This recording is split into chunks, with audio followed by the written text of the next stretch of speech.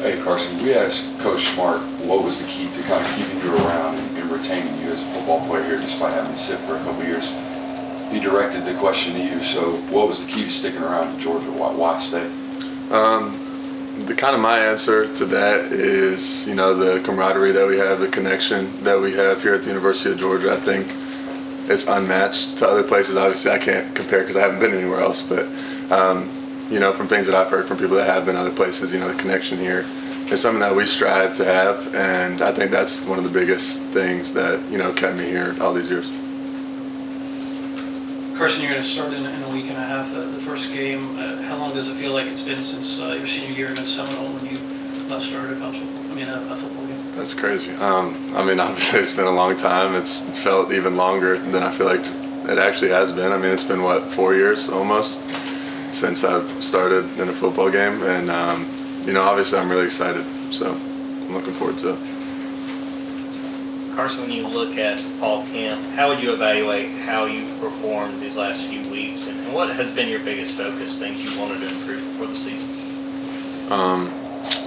I think I've performed well. I think there's always room for improvement. You can never be perfect, especially as a quarterback. The biggest thing I think I've tried to improve on is third downs, just being consistent, being efficient. Obviously our defense throws a lot at us, so we get a lot better as an offense, but that's definitely one of the biggest things I've been working on.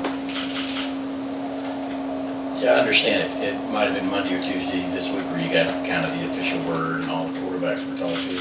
Can you just talk about how that conversation went? And Coach Smart said that he actually thought all the quarterbacks have kind of performed better since that happened. Is there sort of a galvanizing effect to kind of knowing what your place is now for sure? Yeah, like you said, the conversation was just very simple. It was straightforward. He told us all what was going to happen, and I don't think it changed much, at least in my mindset. I think we've all performed really well during fall camp, but it is good to know that you're the guy, but it hasn't changed, my approach towards practice or my approach to watching film or anything of that sort. So it's all maintained the same. Obviously, you want to go out there and validate it, but getting named the starter, especially after all the time you've been here, what did that mean to you personally? Obviously it means a lot. I've put in a lot of time, work, effort. I've been grinding the past 4 years, and to finally, see that come into fruition and pay off, it's obviously a really exciting time. You just kind of talked about how you thought all three of you guys played really well during spring and summer. Does it mean more to you knowing that you did beat out two really talented guys in that room to earn the spot? I don't think any of us ever really looked at it as a competition. I think each and every one of us were just focused on things that we could do to improve individually, and ultimately that the coaches were going to put who they thought should be out there. So. Warren told us that after the first national championship, you and him had a conversation. You said, "Hey, I want one of my own." What do you remember about that, and how much did that play a part in you sticking around? Well, obviously, it's different to be a part of a national championship team and actually win a national championship, So when I was in high school, we won the state championship. Obviously, I was the guy at that time. And, that's an amazing feeling. I will never, I haven't done that in a long time. Hopefully I can replicate that, but that's kind of what that means. Obviously, there's a difference between being a part and then obviously winning your own. Talking about the success the last 2 years, do you feel any pressure and do you embrace that? I definitely embrace it. Kirby makes it super challenging in practice. He applies pressure every single day. Our defense applies pressure. Obviously, there's pressure. There's always going to be pressure, but I think we do a good job at putting ourselves in situations where once we do get out on the field, that it's just like another day in practice. Makes it easy. You've had various hair lengths throughout your Georgia career. You shave it down right before this pivotal fall camp. Why'd you do that? It's been super hot outside, and the past 2 summers I had long hair, so I was dying during the team runs and stuff. It was way too hot for hair, so I just decided to shave it all off, make my life a little easier. We've heard a lot of talk from the defensive linemen we've talked to for the past couple of days on how high they're on the offensive linemen. They've called them the best in the entire NCAA. You're playing directly behind them. What have you seen and what have you felt from those 5 guys up front? Obviously they're incredible. and instills confidence in me to, sit back there and maybe I can hold the ball half a second longer, and, get through my entire reads because I have trust in them to, get the job done. Then obviously it makes it easy when you have one of the best offensive lines in the country to just hand the ball off and let your running backs go to work as well. Yeah, Carson, I'm curious, what was the key to making sure you were developing and becoming a better football player without a lot of reps over the last couple of years? How have you been diligent about improving?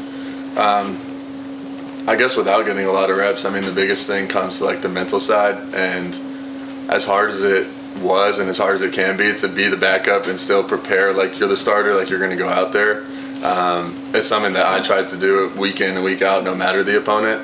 So my mental, is already kind of set. So I know what that looks like to prepare as a starter, even though I haven't obviously started yet.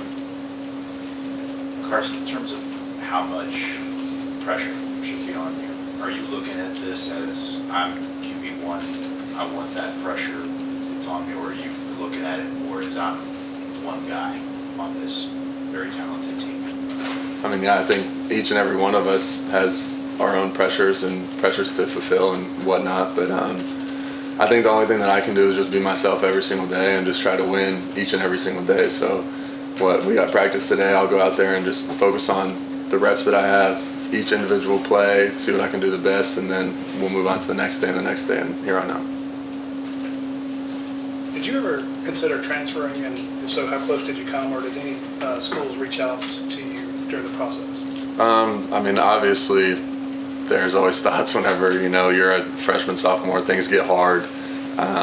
Workouts are hard, practice is hard, you're not getting much playing time, reps. But no, there was never really a time where I was like, I'm leaving, I'm getting out of here. There was always thoughts, but that's really all.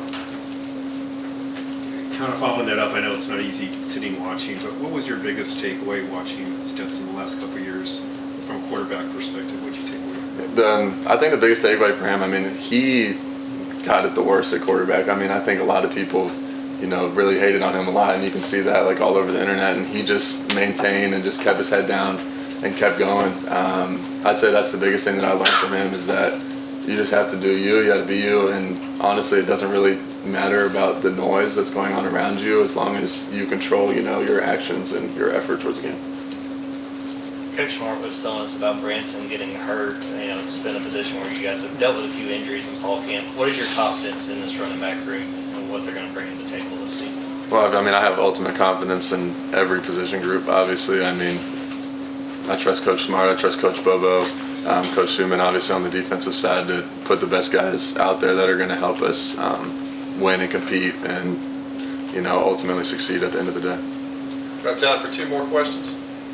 When the news of you being named the starter was out in the public, was Stetson or any other former teammates reach out to you and congratulate you, and what did they tell you if they did reach out? There were a few guys that reached out. Obviously a lot of people back at home, friends from high school and whatnot. My phone was blowing up, and there was a lot of congratulations and stuff. A lot of people that know me have known how hard it's been to get to this point and how patient I've had to be and the work that I've had to put in. So obviously people are very congratulatory and stuff, and I'm just excited about it. So. Was there a moment where it really hit you that you're the starting quarterback of the University of Georgia? How does that feel? Obviously this whole entire year, I've been working for it, grinding for it, and I kind of expected that from myself. But to actually hear it go live, it meant a lot to me. It's something to see all the hard work pay off, kind of like I've been saying this whole entire time. And sometimes it's hard to be patient in a world where everything is so immediate with social media and the internet, and everybody wants stuff now. Just seeing that patience pay off, really hit home with me. Thank you, Carson. Thanks, Carson.